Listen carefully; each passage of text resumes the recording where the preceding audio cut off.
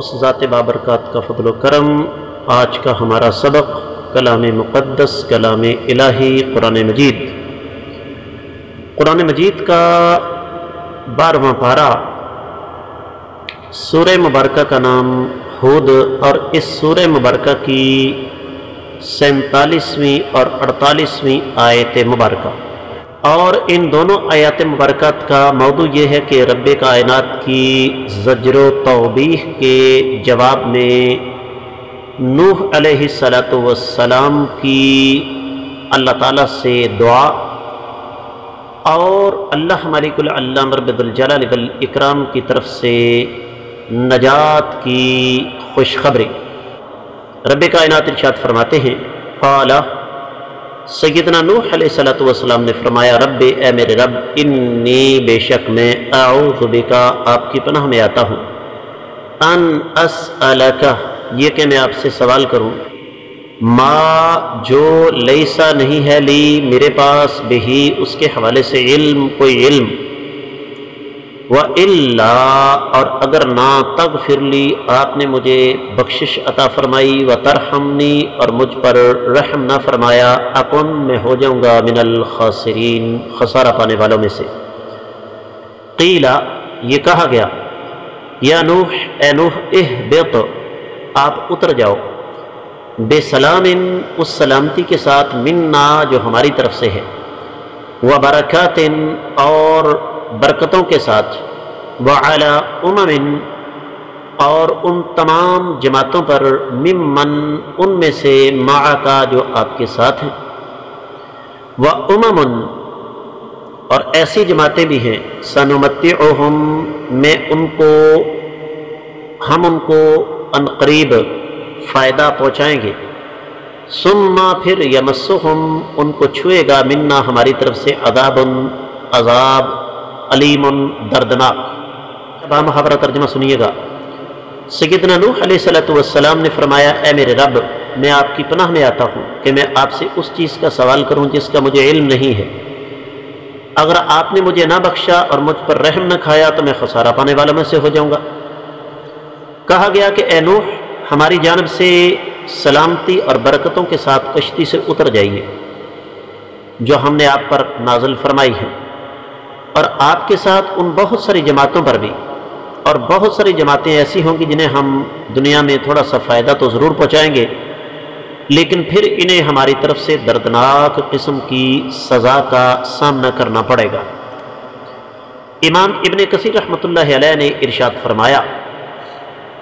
کہ جب کشتی جو ہے وہ جودی پہاڑ پر جا کر ٹک گئی تو نوح علیہ السلام کو یہ حکم ہوا کہ آپ اب زمین پر اتر جائیں۔ امام محمد بن کعب فرماتے ہیں کہ اس سلامتی میں ہر مومن اور ہر مومنہ عورت قیامت تک کے لیے شامل ہے، اور اسی طریقے سے اس آیت مبارکہ میں جس عذاب کا تذکرہ کیا گیا ہے اس عذاب کا تعلق بھی ہر کافر مرد اور ہر کافر عورت کے ساتھ ہے جو قیامت تک کے لیے ہے۔ اور امام محمد بن اسحاق نے فرمایا ہے کہ جب اللہ تعالیٰ نے طوفان کو روکا تو ساتھ ہی ایک تیز ہوا زمین کی طرف بھیجی، پانی رک گیا، اور جو پانی کے چشمے تھے زمین کے اندر وہ رک گئے، اور اسی طریقے سے آسمان سے جو بارش ہے وہ بھی رک گئی۔ تو اس طریقے سے سیدنا نوح علیہ السلام اپنے ساتھیوں سمیت کشتی سے اترے۔ ابن کثیر رحمۃ اللہ علیہ فرماتے ہیں کہ یہ 7ویں مہینے کی 17 تاریخ تھی، لیکن ظاہر بات ہے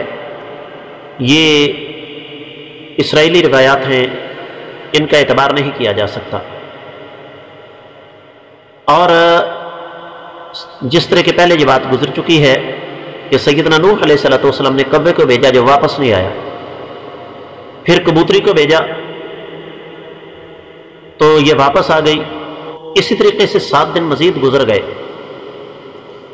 تو سیدنا نوح علیہ السلام نے کبوتری کو بھیجا، وہ 7 دنوں کے بعد واپس آئی شام کے وقت، اور اس کی چونچ میں زیتون کا ایک پتا تھا، تو نوح علیہ السلام کو پتہ چل گیا کہ پانی جو ہے وہ کم ہو چکا ہے، پھر 7 دن مزید انتظار کیا، اس کو بھیجا لیکن وہ واپس نہیں آئی، تو نوح علیہ السلام کو پتہ چلا کہ زمین جو ہے وہ خشک ہو چکی ہے۔ سیدنا نوح علیہ السلام جو ہیں وہ زمین پر اترے، اور اس کے لیے پھر ابن کثیر رحمۃ اللہ علیہ نے کچھ تواریخ ذکر کی ہیں، لیکن ان تواریخ کا ثبوت واضح طور پر قرآن و حدیث میں کہیں بھی نہیں ہے، یہ اسرائیلی روایات ہیں۔ دیگر کتب تفسیر کا جائزہ لیا جائے تو مفسرین کرام یہ لکھتے ہیں پہلی آیت مبارکہ کی تفسیر بیان کرتے ہوئے کہ اللہ ملک العلام رب الجلال والاکرام کو یہ اختیار ہے کہ وہ اپنے انبیاء علیہم السلام کو ڈانٹ سکتے ہیں۔ تو نوح علیہ السلام کا اپنے بیٹے کے لیے اللہ تعالیٰ کے حضور دعا کرنا اللہ تعالیٰ کو پسند نہیں آیا۔ اس حوالے سے ایک حدیث مبارکہ میں یہاں ضرور نقل کرنا چاہوں گا۔ کائنات کے امام صلی اللہ علیہ وسلم نے ارشاد فرمایا، لمبی حدیث ہے، کہ قیامت کا دن ہوگا، لوگ پریشان مارے مارے پھریں گے، اچانک رب کائنات ان کے دل میں یہ بات ڈالیں گے، کوئی سفارشی ڈھونڈو۔ سیدنا نوح علیہ السلام کے پاس جب لوگ جائیں گے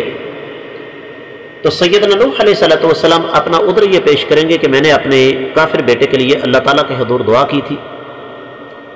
رب کائنات نے مجھے ڈانٹ دیا تھا، اس وجہ سے میں اپنے اللہ کے حضور شرمندہ ہوں، میں تم لوگوں کے لیے سفارش نہیں کر سکتا۔ تو یہ وہی تذکرہ ہے جو یہاں پر ہو رہا ہے۔ تو نوح علیہ السلام پھر اللہ تعالیٰ کے سامنے اکڑے نہیں ہیں، یہ ان کا عقیدہ تھا، ان کا یہ ایمان تھا، بلکہ اللہ سے معافی مانگی ہے۔ اب اہل علم یہاں پر لکھتے ہیں کہ 2 باتیں قابل غور ہیں، بلکہ ایک سے زیادہ باتیں قابل غور ہیں،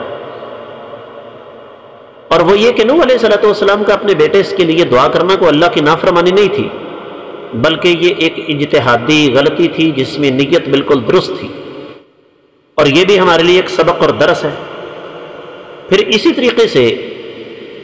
یہ بھی پتہ چلتا ہے نوح علیہ السلام کی دعا سے کہ اللہ تعالیٰ ہماری تربیت یہ کرنا چاہتے ہیں کہ اصل رشتہ دین کا ہوتا ہے، صلبی رشتے دھوکہ دے جاتے ہیں، لیکن جو دینی رشتے ہیں وہ دھوکہ نہیں دیتے۔ اور اس آیت مبارکہ سے یہ بھی پتہ چلتا ہے کہ اللہ تعالیٰ لوگوں کو دنیا اور آخرت میں ان کے ایمان اور ان کے اعمال اور ان کے عقیدے کے مطابق جزا اور سزا دیتے ہیں، نسب کی بنیاد پر نہیں۔ اس آیت مبارکہ سے یہ بھی پتہ چلتا ہے کہ اپنے حسب نسب پر فخر کرنا، اس سے اللہ تعالیٰ راضی نہیں ہوتے بلکہ الٹا ناراض ہوتے ہیں۔ کسی کا عالی نسب ہونا اس کے جنتی ہونے کی دلیل نہیں ہے، اور کسی کا کسی کمزور خاندان میں پیدا ہونا اس کے حقیر یا اس کے کمزور ہونے کی دلیل نہیں بن سکتا۔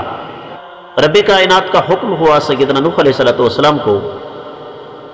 جب طوفان رک گیا، آسمان سے بارش تھم گئی، تو فرمایا اے نوح آپ اور آپ کے ساتھی سلامتی کے ساتھ اتر جاؤ۔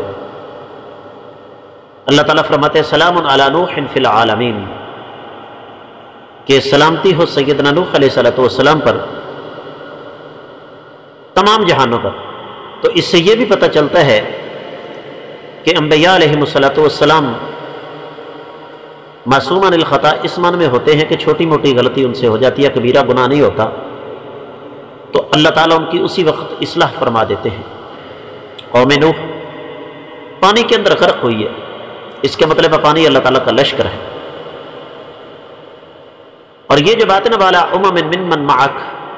اس کا معنی اصل میں یہ ہے کہ آپ کے پاس جتنے لوگ ہیں ان کی نسل اب اللہ تعالیٰ کی زمین پر پھیلے گی۔